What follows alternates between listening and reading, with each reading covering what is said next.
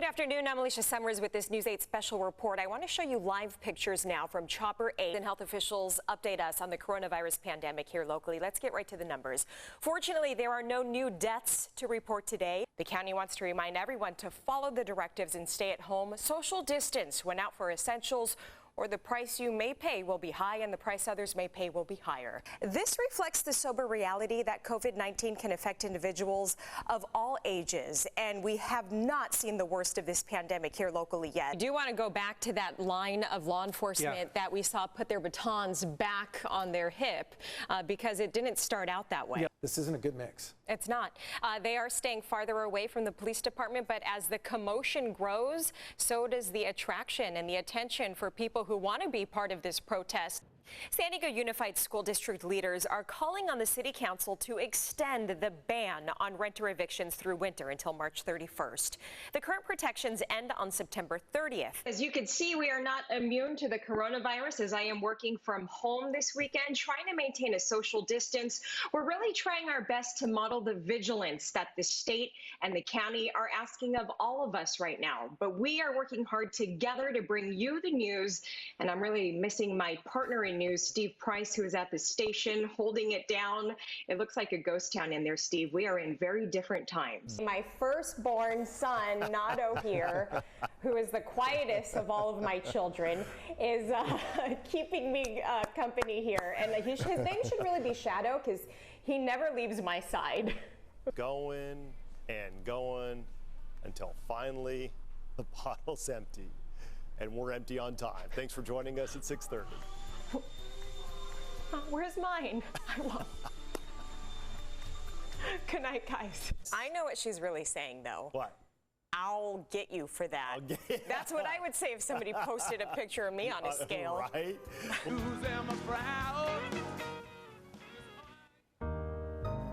I can't get no satisfaction. Just kidding. I won't. I'm getting satisfaction from this weather, I'll tell you that. Yeah. Oh, yeah, it has been satisfying over the past few days. This is a southern Pacific rattlesnake. This one is muzzled, don't worry, for dog training purposes. But this is the most common type of rattlesnake you'll see in San Diego County.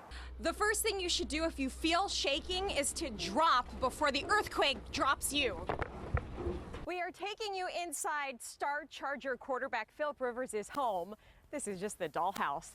This is the home that's for sale where he lived with his 9 children. You arrived with pneumonia and 5 underlying health conditions: emphysema in one lung, heart disease, leaky heart valve, peripheral neuropathy, and an irregular heartbeat. And you're saying that they never put you on a ventilator? You didn't need that? They did not put me on a ventilator. He beat all odds and attributes his resilience to his support system. And then, of course, there was the love and support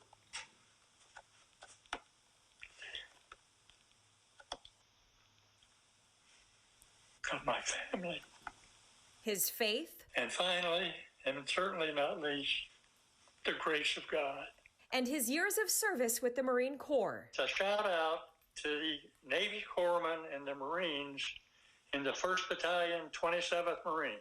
That was one of the battalions he served with in Vietnam. He survived the war back then and the war against a virus today.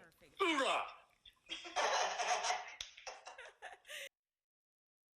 One of the CDC's primary arguments for reopening schools this fall is that K-12 students are less likely to get coronavirus than adults, but the CDC also says Black, Hispanic, and Latino children make up nearly 72% of cases in that age group.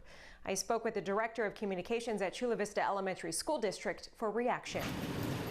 In a district with, a high population of students of color, yeah, we're concerned. We're concerned for students' learning loss. At the same time, we're also concerned for the safety of the students' parents, their grandparents, and our staff members. Anthony Milliken says he has heard every concern. Some parents say students and staff who are high risk should stay home, and those who are low risk should be able to attend essential classes. He says there is no blanket solution. It ultimately comes down to one of the new CDC guidelines stating schools should examine rates of community transmission before deciding to reopen. If you're in a hot spot like we are in our part of the county, and you're in a state where 38 counties are on the monitoring list, then it doesn't make sense to reopen. The CDC also recommended that schools adopt face mask and social distancing policies, and parents take the lead in monitoring their children for symptoms. President Trump has said districts in hotspots may need to delay reopening, saying it will be up to the governors. Every school district, every school community is unique in its demographics and community transmission. It makes it difficult, I think, for the governor and for state public health officials to kind of issue decrees, given the variety of communities that we reside in. Trump also wants to withhold funding from schools that don't open this fall and instead give that money to families. If schools do not reopen, the funding should go to parents to send their child to public, private, charter, religious, or homeschool of their choice. The CDC ultimately suggests that if schools remain closed, the risk for students contracting and spreading coronavirus are low, while the risk for students suffering academically and health-wise are high, as schools offer vital resources that primarily aid low-income, minority, or disabled students, including special education services, food programs, and counseling.